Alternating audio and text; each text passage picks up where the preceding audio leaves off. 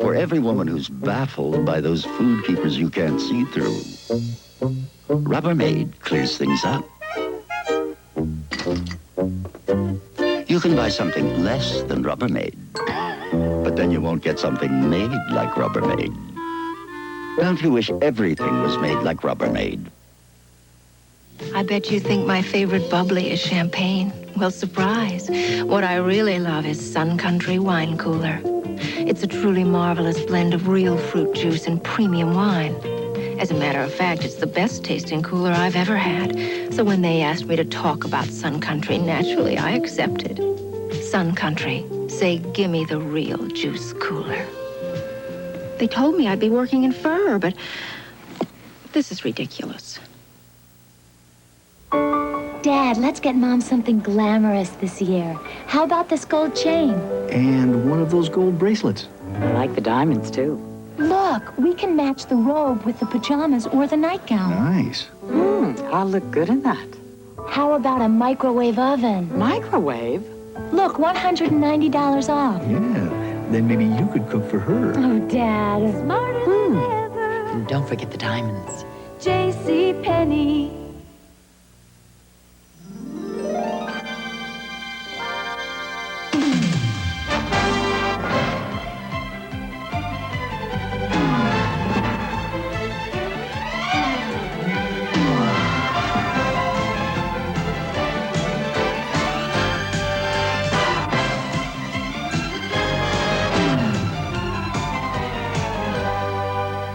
Get 6.9% financing at your participating Ford dealer now.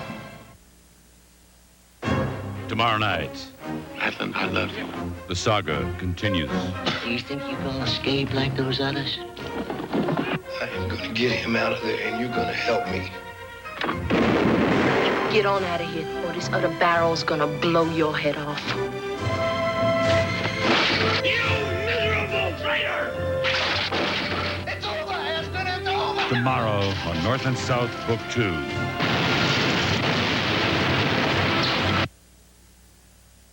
Tonight's presentation of North and South, Book 2, brought to you by Ford and your local Ford dealer, who invite you to see the 1986 Ford cars and trucks. Have you driven a Ford lately?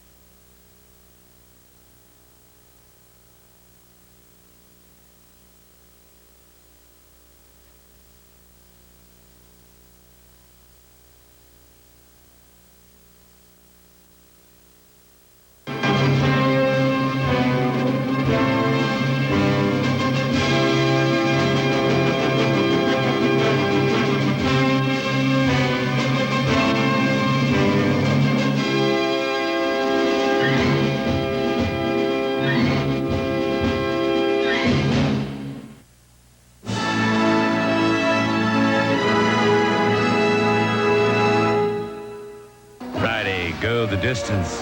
How far do you go? Nobody goes better than Sean Connery. Thunderball. Parental discretion advised.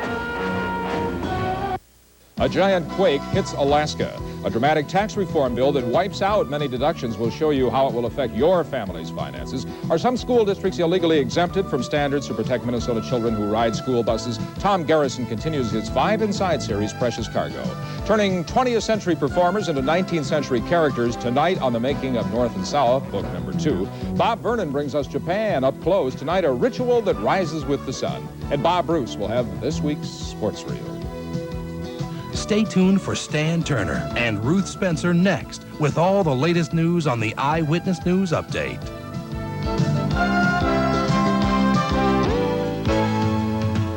Look smart, work smart, go smart, so smart. Brand names for less at Marshall's. Now that's smart. Choose from a colorful selection of lightweight suits in single and double-breasted styles, comparable in quality at $80. Marshall's price $39.99. Look smart, work smart, go smart, so smart, Marshall.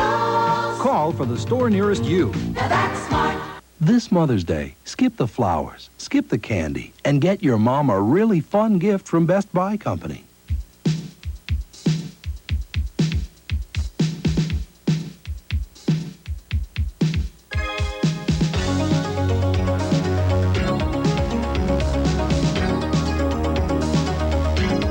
Mother's Day fun gifts from Best Buy Company. Get one. She's gonna love you for it.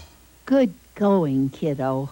Watch the sun greet the dawn of a new day. Hear the land cry, stay here a while, where waters run free for the whole world to see. Reaching out with a warm, friendly smile, discovering all in Saskatchewan. It's here for Saskatchewan. Shine on Saskatchewan. We'd love to have you.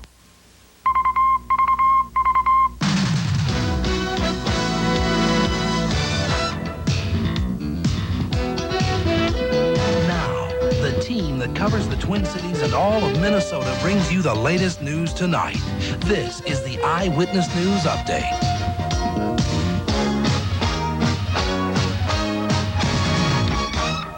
Good evening, everyone. I'm Stan Turner along with Ruth Spencer. Bob Vernon's on assignment.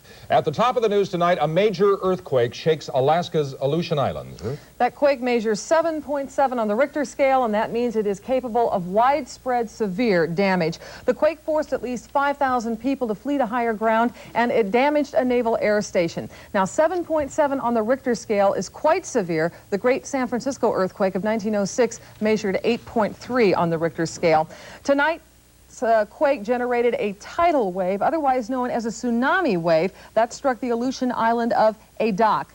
Officials warned that a tremendous wave now could hit the west coast, and a tsunami or tidal wave warning has been issued for the Alaskan and Washington coastlines. Waves like these can race across oceans at hundreds of miles an hour, then rise up as they near land and crush seaside communities. The tsunamis have killed thousands of people over the past century. If we get any more information on the quake or the tidal wave, we will, of course, pass it along. In other news tonight, a dramatic and sweeping tax overhaul plan that could affect virtually every single American. Very early this morning, the tax package passed a major hurdle on Capitol Hill and was sent up to the Senate floor. It is endorsed by President Reagan. Now, the plan would provide Americans with an average 6.2% tax cut, and it would wipe out some deductions favored especially by middle-income families. Under this plan, a family of 4 with income up to $13,000 pays no taxes. The same family with income of up to $42,000 pays 15% on taxes. For income above $42,000, the tax rate rises to 27%. And beginning at $75,000, more and more of a family's income is taxed at 27%. At $145,000, all of a family's income is taxed at 27%, and personal exemptions are phased out as income rises further. Taxpayers would keep deductions for mortgage interest, state and local income and property taxes, and charitable donations. But individuals would lose deductions for sales taxes, non-mortgage interest, and in part, IRA contributions.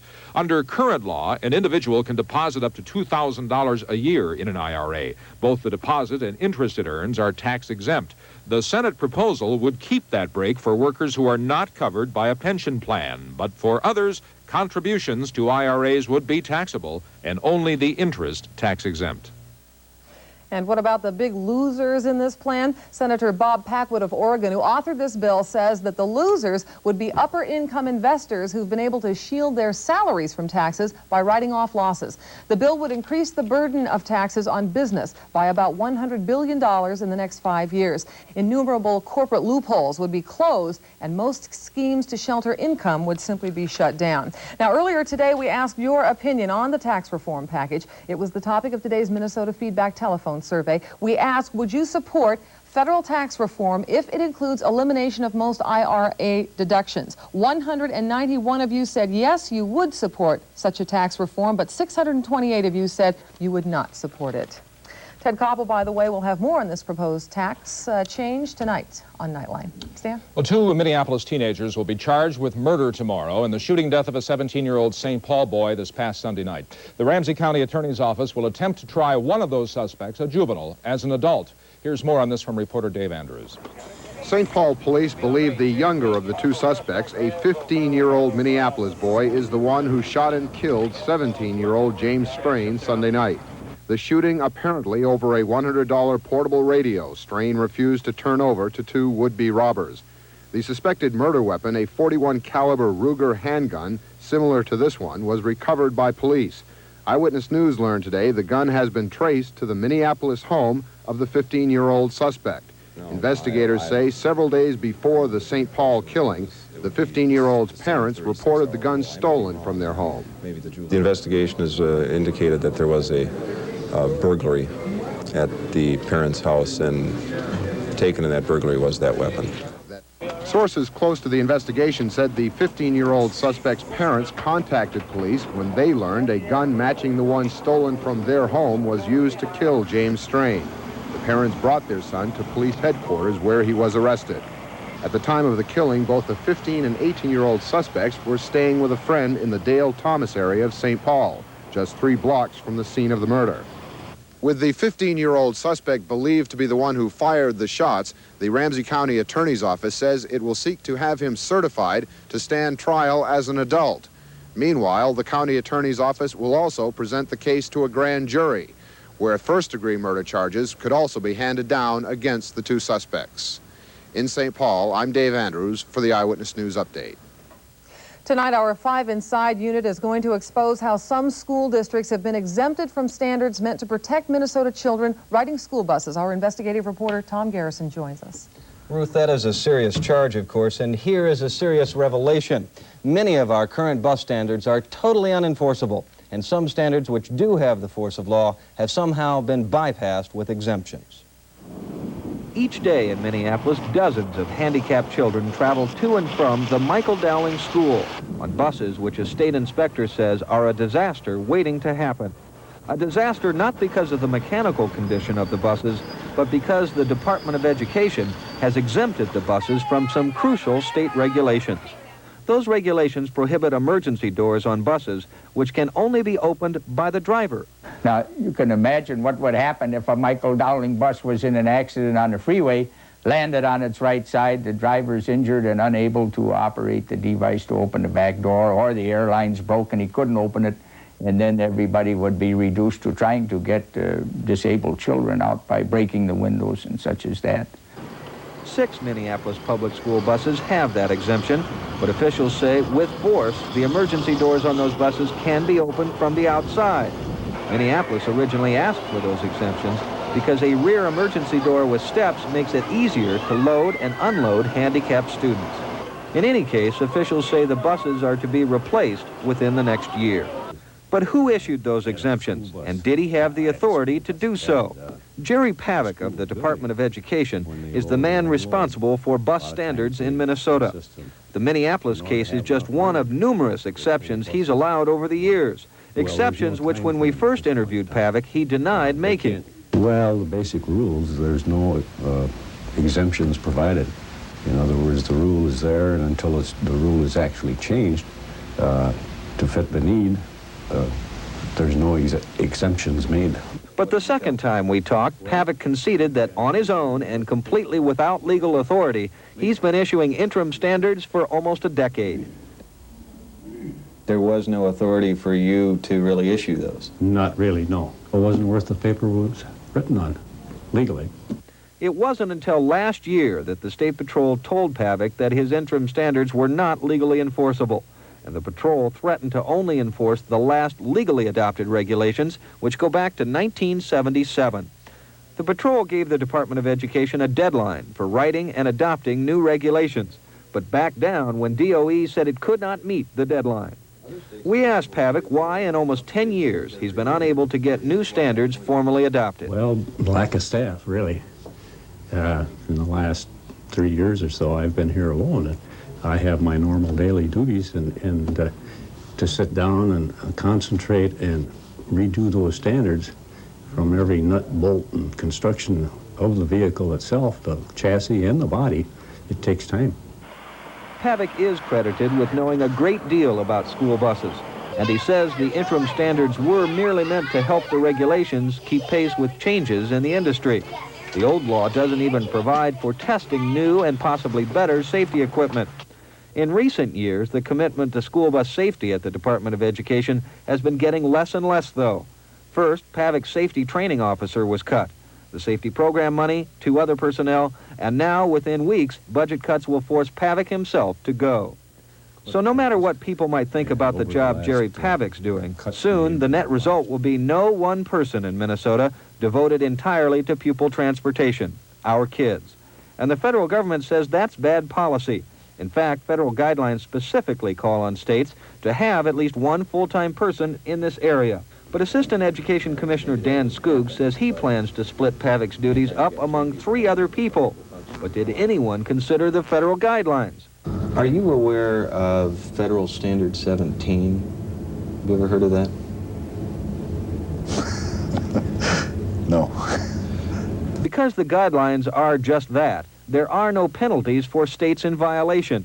But with 800,000 school children in Minnesota riding buses to school each day, PAVIC feels if there is not at least one full-time person looking after their interests, safety will suffer. If no one's on top of this whole program and for the transportation of students to and from school, you know, it's going to slowly erode, I'm sure.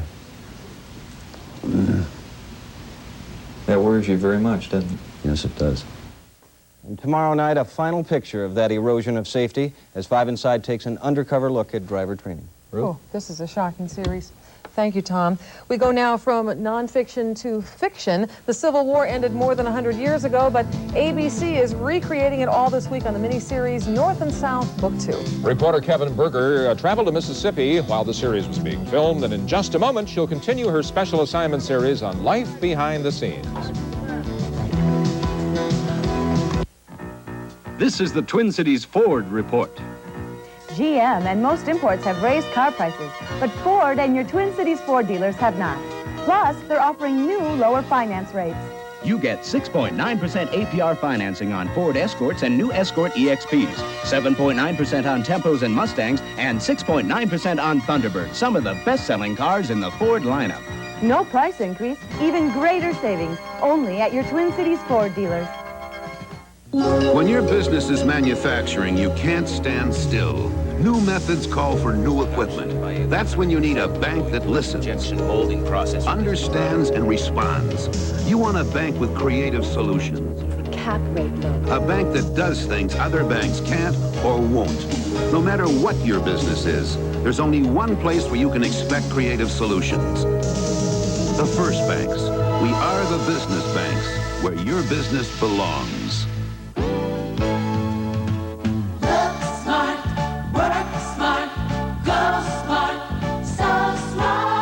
Brand names for less at Marshall's. Choose from a colorful selection of lightweight suits in single and double-breasted styles, comparable in quality at $80. Marshall's price $39.99. Look smart, work smart, go smart, so smart, Marshalls. Call for the store nearest you. Now that's smart.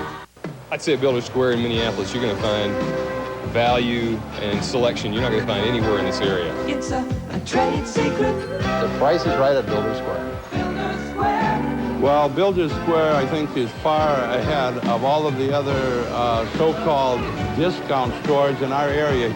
With Builder Square, I will be back. Their quality's good, prices are low. They beat Knox and Menards. Builder Square, a square deal is right for you. All this week, we hope that you've been watching North and South Book 2 here on Channel 5. Right, our special assignment series this week has taken you behind the scenes of that mini-series to show you how North and South was made. Tonight, reporter Kevin Berger continues her look at life on the set in Natchez, Mississippi, where the series was filmed last fall, and where keeping everybody in character and in costume was a lot of work. Background, action, go. Keeping hundreds of actors and reenactors in proper period style was a challenge during the making of North and South. Turning 20th century performers into historic figures was part of the job. Sheridan's wiped out the last pockets of resistance in the Shenandoah Valley. He's got 12,000 cavalry here near Dinwiddie Courthouse. Anthony Zerbe plays Ulysses S. Grant. He immersed himself in the legend and lore of the colorful Union commander, even playing Grant when cameras were off. You know, when I went to the point, I weighed 110 pounds and was 5 foot 1 inches tall, 17 years old, from Ohio. My father's a tanner. You know what else I'm going to do? I want to come work at the Guthrie Theater. When Hal Holbrook was on set, he seemed to carry the dignity of the president he played. But Holbrook's on-screen look follows more than 4 hours in a makeup chair, where some of Hollywood's makeup masters painstakingly sculpt and craft the modern actor's features into those of the embattled defender of the Union. I mean to be president of all the United States. Makeup artists monitor featured performers, powdering, re-gluing. Costumers keep a watchful eye, too, actually dirtying up uniforms so actors don't look as if they got through major battles without a scratch or spot. Featured performers' uniforms come from this wardrobe trailer. Costumers put together special outfits like this one for Ori Main, his battle dress uniform.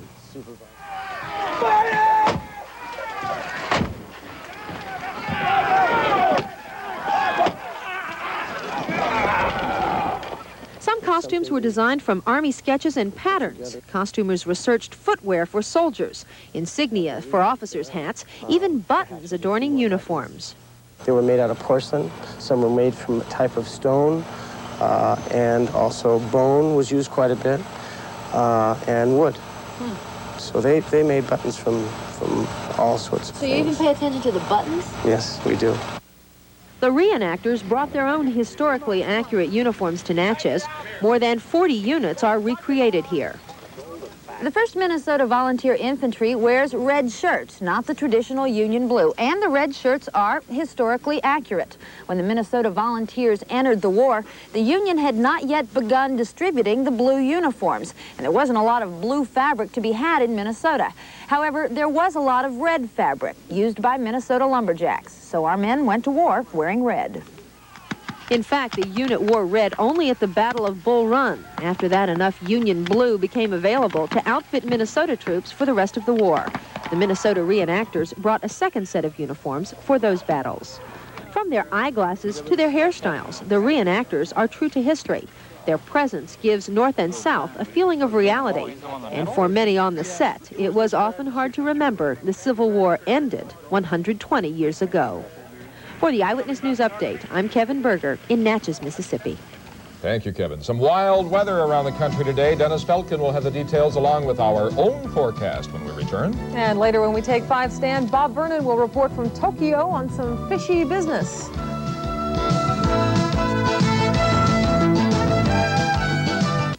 In the 1950s, the modern gas barbecue was developed. We just think it's super deluxe. Though cleaning was a minor problem. In the 1960s, cleaning took even less time. Right on.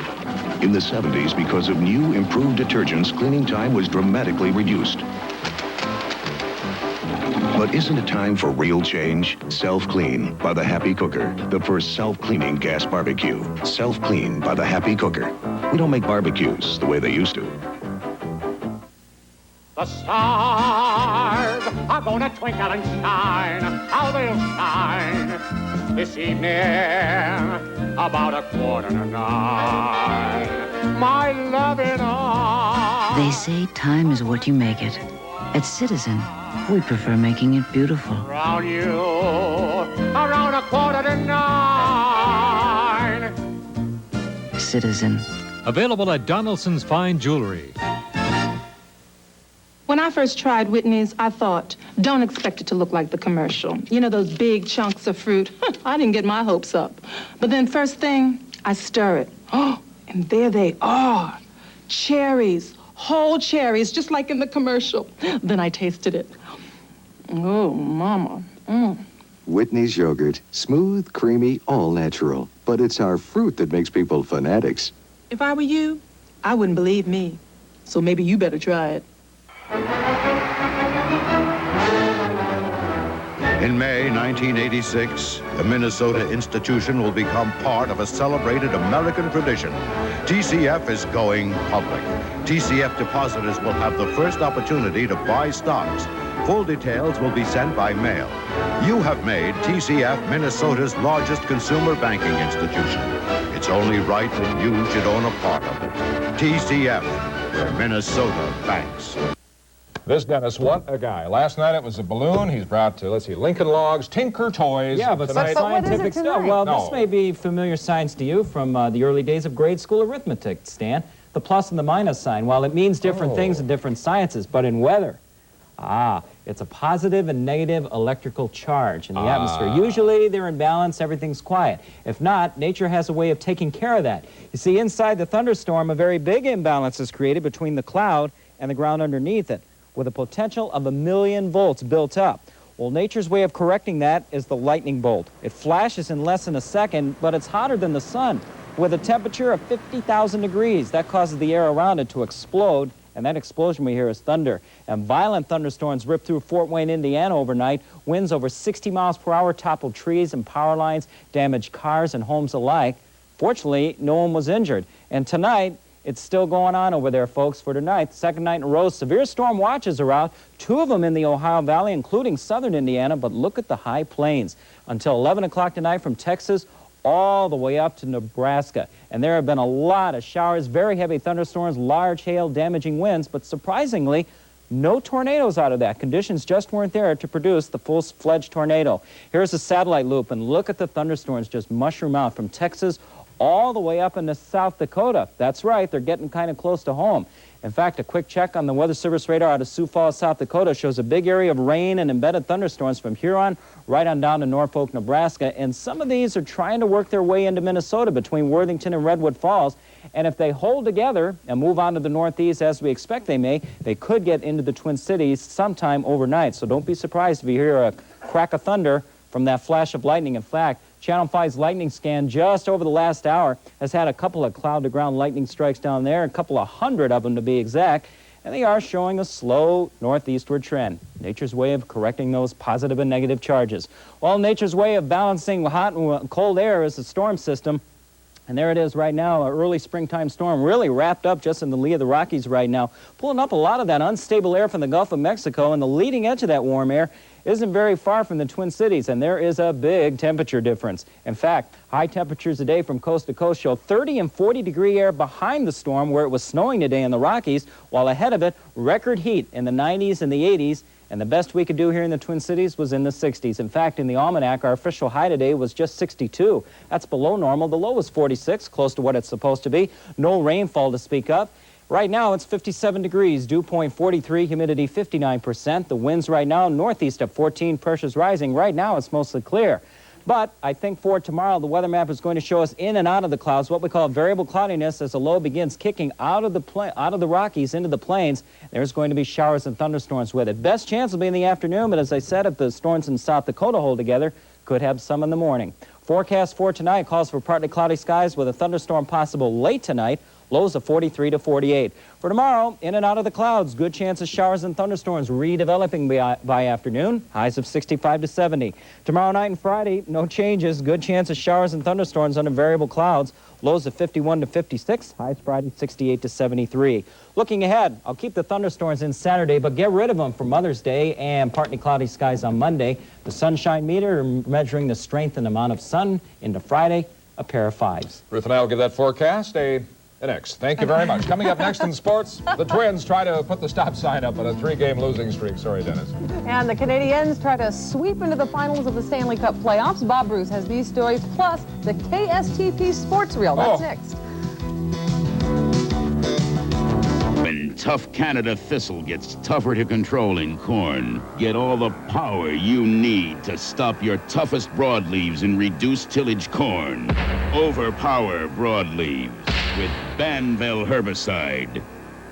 Get tough Canada thistle control in corn, clear to canopy, with less stress and better yields than 2,4-D.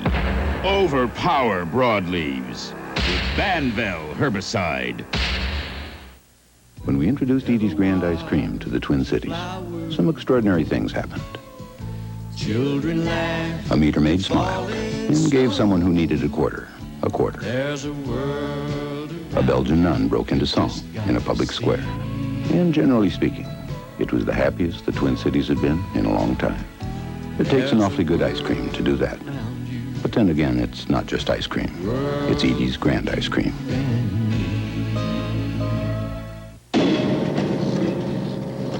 hundreds of new cars from all over the world, and now Korea and Yugoslavia, plus 75 models from Japan alone. How do you cut through it and get the best buy? Do what most people do. Buy a Chevy Cavalier, the largest selling car in America. And now with 6.9% financing, you get even more car for your money. Take a close look at Cavalier at your 88 very independent Chevy dealers. Big Bear, Little Bear Family Centers are celebrating their 30th anniversary with special savings. Union tools, made in the USA with strong steel heads and flame-hardened handles. Sand shovel, garden hoe, leaf, or bow rake. Your choice, $5.99 each. The original Holland Extra baler twine. The ball with a wooden plug. Made of pure, #1 Brazilian fiber for trouble-free baling. Check your Big Bear, Little Bear for low price. Visit your Big Bear, Little Bear Family Center today. Specials effective through May 20th. Oh, the Twins have got to win one. Let's see if they are. Well, they look like they're in good shape for this one, Ruth. The Twins pitchers are staying away from the long ball, and so far, they are staying out of trouble tonight at the Dome. It's not over just yet, but the Twins are leading Baltimore late in the game, and for more, let's go live to Channel 5's Joe Schmidt at the Dome. Joe?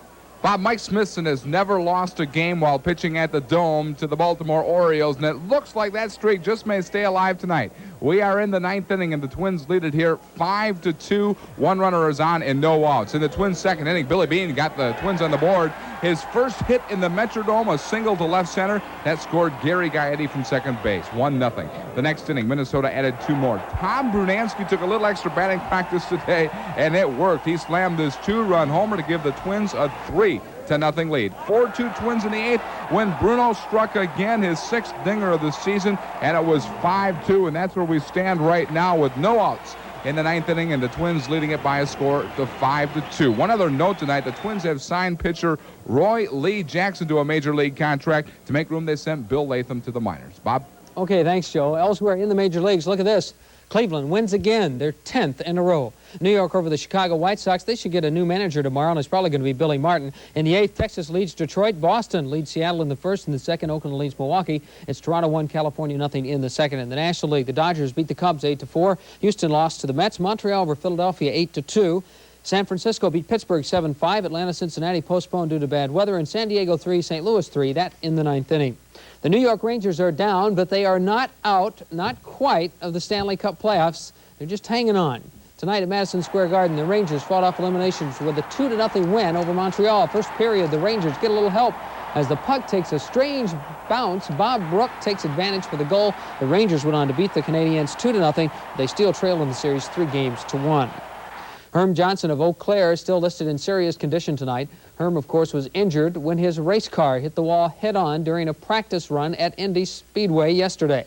Johnson has a lumbar spinal fracture and broken bones in both feet, but doctors say he's alert and in good spirits. This is the 2nd year in a row that Herm has had an accident during practice for the Indy 500. Action today out at Canterbury Downs. Well, 10 people out there today picked 6, each getting a payoff of more than $3,100. Only 6,300 folks are on hand for today's racing card. Finally, in sports, hitting the pick 6 at Canterbury Downs is mild compared to what we have in store for you tonight on the KSTP Sports Reel. So how about it? Are you fired up for this week's episode? Yes, sir. I guess that means we get the nod, so here we go, folks. The Twins haven't been having a whole bunch of fun lately. Watch Mickey Hector's glove. Right through it, boys. I tell you, Twins now have holes in a glove, a root, and a bullpen. Speaking of the bullpen, Twins President Howard Fox is continuing his extensive search for some top relievers. So try the comics section. Moving on to hockey, how do you stop a goalie from wandering away from the goal? Very, very simple. Put him in the net. He's not going anywhere. Next up, our basketball shot of the week. Watch this. Stan Turner could even make this shot. Piece of cake. Our bank shot of the week goes to striker goalie Tino Lettieri. Watch this. Oh, look out, buddy. Great accuracy, Tino. The Strikers are headed to the championship series, and they are already lining up some secret weapons. These guys don't dog it, and I'll tell you, they know how to put the ball in the net. Finally, the very latest from the tennis court. 3 tennis rackets are definitely better than 1. Well, that's it for another hard-hitting KSTP Sports Reel. Tell me, did you like it? I think so. I hope so. Maybe. Certainly. I like a person that takes a stand. Yeah, she's decisive, isn't she? I think I liked it. Thank you, Bob. Bob Vernon, of course, has been reporting all week from Tokyo, where the economic summit took place. Yes, but since the summit is now over, Bob has sent back a rather fishy story. We'll have it next when we take 5.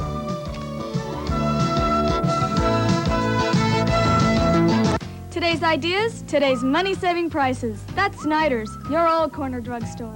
Make Mother's Day really special with a Winmere professional hairdryer and styling brush. Final price after rebates, only $4.99. Save on Rubbermaid microwave cookware. 4-piece set, only $6.99 with mail-in rebate. Lee press-on nails, only $5.99. Regular, glamour length, or fashion colors. Discover Mother's Day sales savings in all departments now. Snyder's, the old corner drugstore for today. Mobil 1 synthetic motor oil. No matter what you drive, or how you drive, or where you drive, or what conditions you drive under. With Mobil synthetic oil technology, there's no finer engine protection anywhere. Now save up to $3 on Mobil motor oils and get a chance to win a Corvette or one of 1,000 other prizes. Our buyer goofed. Our loss is your gain. 20% off manufacturer's suggested retail price. Bargains galore. You want it? We got it. Regularly $19.99. Now only $19.98. We're practically giving it away. We buy in volume and pass the savings on to you. The bosses are on everything. Knox. Our prices are driving our competition into the ground. Come to Builder Days at Knox, where over 500,000 board feet of red cedar deck lumber is on sale now, with 1x6s at just 21 cents a foot.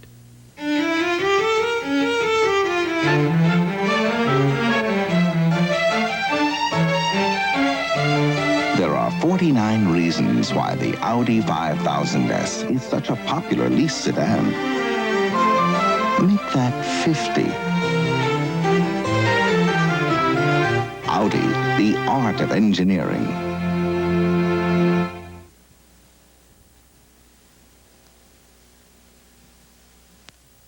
All this week, Bob Vernon has been reporting to us from Tokyo, site of the summit among the leaders of the Western world. Naturally, the summit's over now, but Bob and photographer Rich Rumpy stayed on in Japan to bring us stories about the people and the culture. Tonight, an early morning ritual.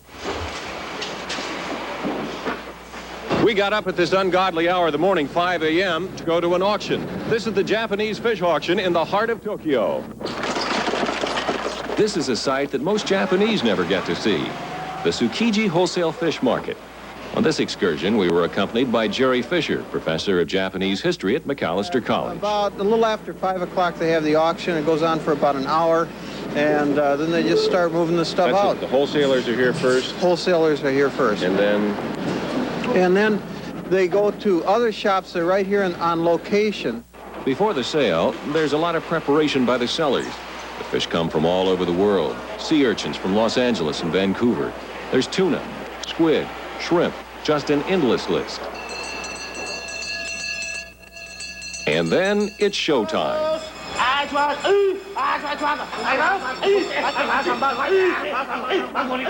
This man is auctioning the tuna. The buyers all have their names on their hats to make the process go faster. Just down the way, another auctioneer is selling squid.